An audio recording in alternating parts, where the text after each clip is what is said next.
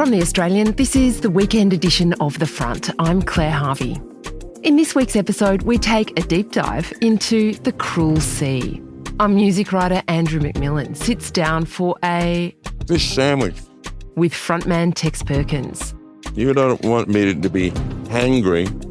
And then I chat with Andrew and get his thoughts on the band's new album.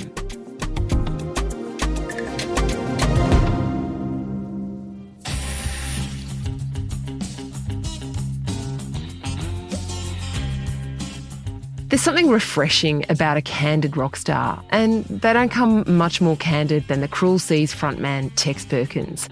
Sitting down with a review before the last show of a recent tour, opening up for Aussie rock icons Cold Chisel, Tex said, "Let's just do our gig, do well, and get the fuck out of the way." Yeah.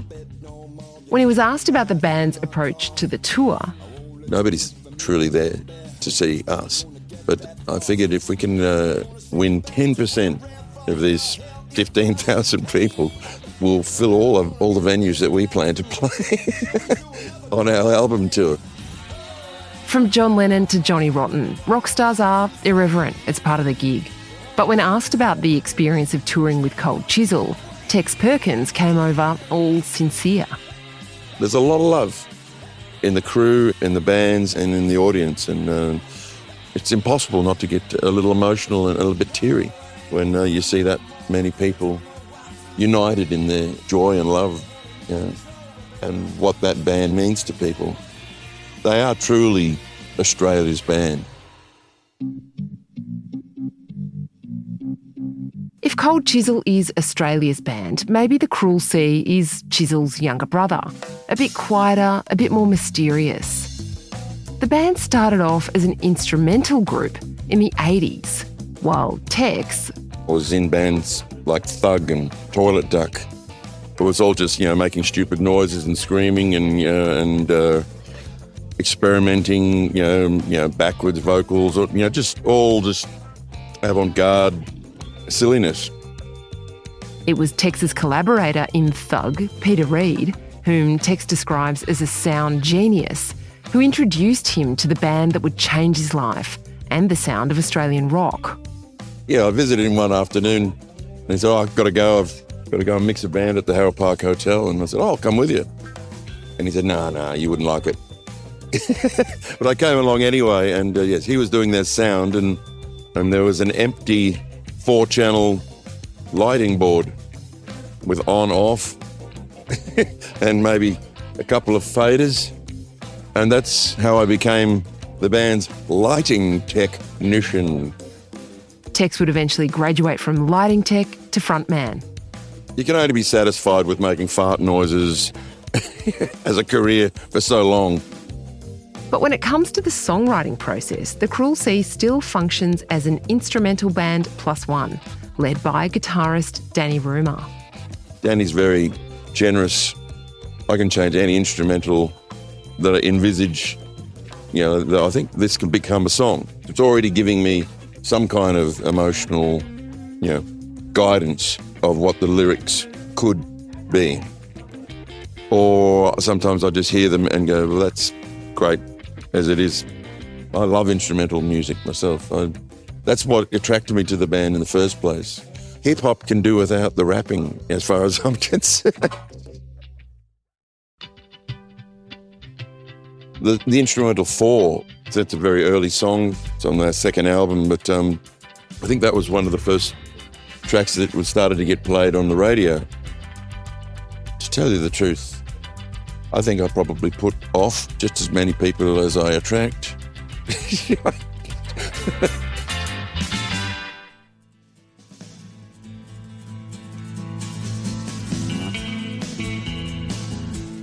I was listening to a tune which I by then was quite familiar with. It's an instrumental that the Cruel Sea had called King Tide, and it had this wonderful guitar riff that went down, down, down.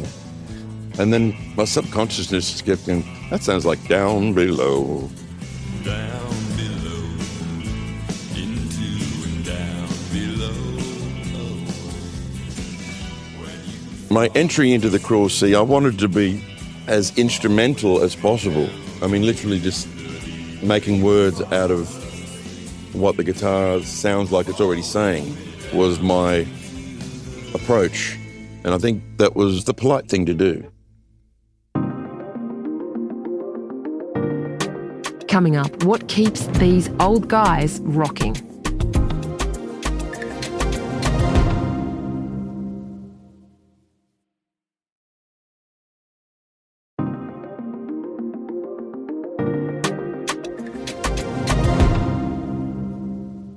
Andrew McMillan is the Australian's music writer. Andrew, you were with Tex Perkins before their last Cold Chisel show. It's funny to think of what the Cruel Sea might have become if they had never invited Tex to join them on vocals.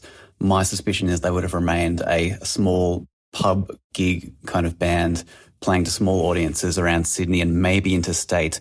But when Tex joined, they got his charisma and his songwriting smarts and his ability to connect with audiences. They regrouped in late 2023 after a long time between gigs. One of their most loved members, James Cruikshank, had died in 2015 from bowel cancer. So they hadn't played any gigs between then and 2023 until their record label approached them and said, hey, the 30th anniversary of your biggest record is coming up. We're going to reissue it on vinyl, or actually issue it on vinyl for the first time. Would you consider getting together to do some shows in support of that? And they decided to do that. They asked a new guitarist to join the fold, a guy named Matt Walker. And it was a really well-received tour. They sold out theatres around the country. And I think shortly thereafter, the Cruel Sea became a viable option for Cold Chisel to ask them to be the national support for Cold Chisel's 50th anniversary tour. So they weren't headlining, but they were a very well-known support band to many of Cold Chisel's listeners already. And it was a pretty good opportunity to get in front of about 225,000 people across 23 shows nationally. How did you see the fans, the crowds receiving the Cruel Sea? What was the vibe like? They were just in fantastic form. They had the runs on the board, not just the decades of history, but the weeks of following Cold Chisel around the country and playing to big crowds where they can walk on stage without a sound check even and deliver, which is what they've been doing to audiences, small and large, for 37 years by that point. It seems like it might be a young man's game, rock and roll, but are they proving that you don't have to be 22 to rock?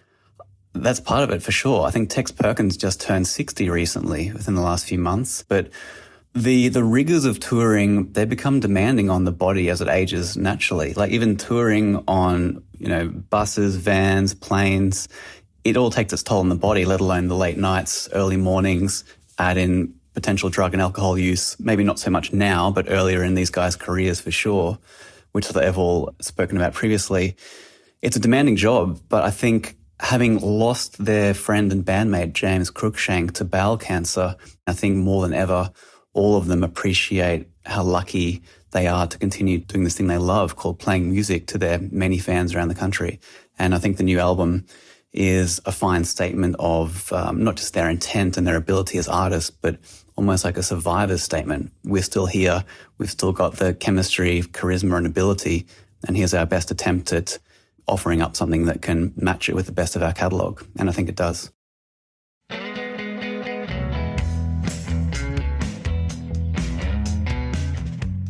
Down to the last few bites of that fish sandwich, reflecting on almost 40 years together with the band. Tex Perkins casts his mind back to that day when his mate Peter Reid suggested he not come along to see the band in 1987. It's a total sliding doors moment. If I'd have gone, okay, I'll go home. And then I might have joined a completely different band. Maybe life would have been much better had I not gone to the Harold Park Hotel. The house with scissors. Andrew McMillan is the Australian's music writer, and you've been listening to music by The Cruel Sea throughout this episode. This is the title track to their album called Straight Into the Sun, which comes out on March 7. Thanks for joining us on The Front. Our team is Kristen Amiot, Leah Tamaglu, Tiffany Dimack, Joshua Burton, Stephanie Coombs, Jasper Leake, who produced and edited this episode, and me, Claire Harvey. Straight